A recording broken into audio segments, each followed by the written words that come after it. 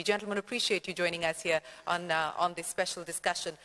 If I could start by getting a sense of where you see the world today, and Mr. Buerkner, if I could start by asking you to make a quick comment.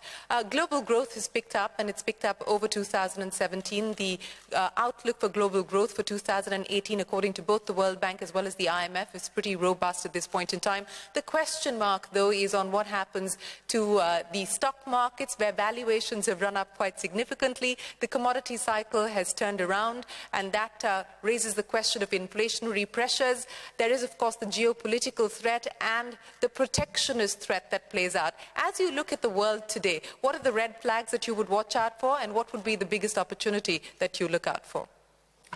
Well, clearly, as you have already laid out, I think it's very dangerous to just put everybody in the same box, and I think we need to differentiate a lot.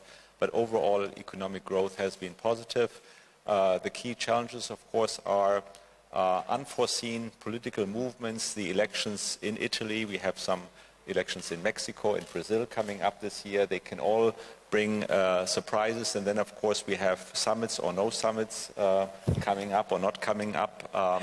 I think that will cause a lot of uncertainty, but I think the fundamentals look good, and I think also with this enormous embrace of technology in all industries and all sectors, and I would say in most countries around the world, I think there is a real opportunity for really bringing again productivity growth up, and I think that should also in the medium long term really be a great support for the global economy. And I think barring some unforeseen political real disasters and of course the protectionism that you mentioned, I think we could be on a path for the next several years on good solid growth in most parts of the world. But let me ask you from the vantage point that you sit at, the big threats, would you agree with what we just heard there from Mr. Buerkner, for 2018 as well as beyond? You know, what is the big challenge? And at the New Development Bank, for instance, I mean, you've got your 3rd annual meeting coming up on Monday. You know, what's the outlook? Thank you, Shereen. I agree with what has been said in the context of threats. But from where I sit in Shanghai, and things look sometimes a little bit different, and particularly from an emerging market point of view, because we are dealing with 5 economies which are basically driving incremental growth around the world. And whatever happens, we may talk of growth decelerating by a 1/4 percentage point or at maximum a 1/2 percentage point, but then it seems to come back. And clearly things in the economic context in these 5 countries is changing for the good. And the doomsday scenario that was painted for some of our members has not really come about. And I don't see it coming about. The reason is that there is a whole lot of change that is driving momentum today. And if you look at the banking business itself and the finance business, which is the theme of our thing. Just 10-15 years back, it was always catch up. The emerging countries were trying to catch up with what was happening elsewhere. There were various sort of barriers to jump, but today you can leapfrog, and you are current. And in the leapfrogging process, you then say that, hey, wait a minute, I don't really need to take that route at all. I don't need to go the mainframe route at all. I can leap to something else. Hey, I don't need a computer at all. I use a mobile banking phone, and I use a completely different payment structure. And all this become easily scalable for the emerging world, and at a cost or a price point which, you know, you laugh, probably is not even 1/10, probably 1/20th or 1/30th of what it was to go through the conventional route. So I just use banking as an example, but this is happening in a whole range of things. And then I think what I see, and this is probably going to be a theme that we will run at our annual meeting, is the impact of the 4th industrial revolution or the digital revolution. In the context of infrastructure, we will see a completely different equation as I see in the next few years. Take, for example, in China, I do not know how many have visited and how many have noticed a simple thing. In the last 1 year, there are something like 20,000 bicycles on a shared economy basis. Okay. They're shared. In Shanghai alone, it's about 2 million. They have got the roads for it, they have got the footpaths for it, the sidewalks where you park, and they have got the current technology, which is basically a GPS system, which activates the lock on the cycle and allows your billing to be done.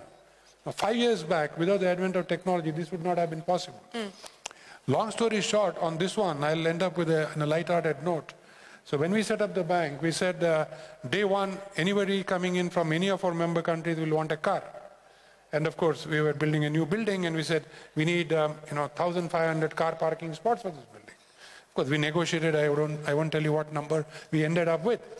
But the interesting thing is, in 2 years, or 2.5 years today, one car has been imported. One. We had expected by now about 150 cars to be imported. Youngsters are using these newly available modes of transport. The last mile is the cycle. They are using a metro system which is up to the mark. And of course, there is always a shared taxi that can be taken as you go on. I stayed on this for, say, a minute or so, because that to me puts in context what the opportunity is and what we will have to seize. That clearly, the way I look at it, the emerging countries led by, of course, China continues to lead. You then have India, and then you've got the whole of Africa.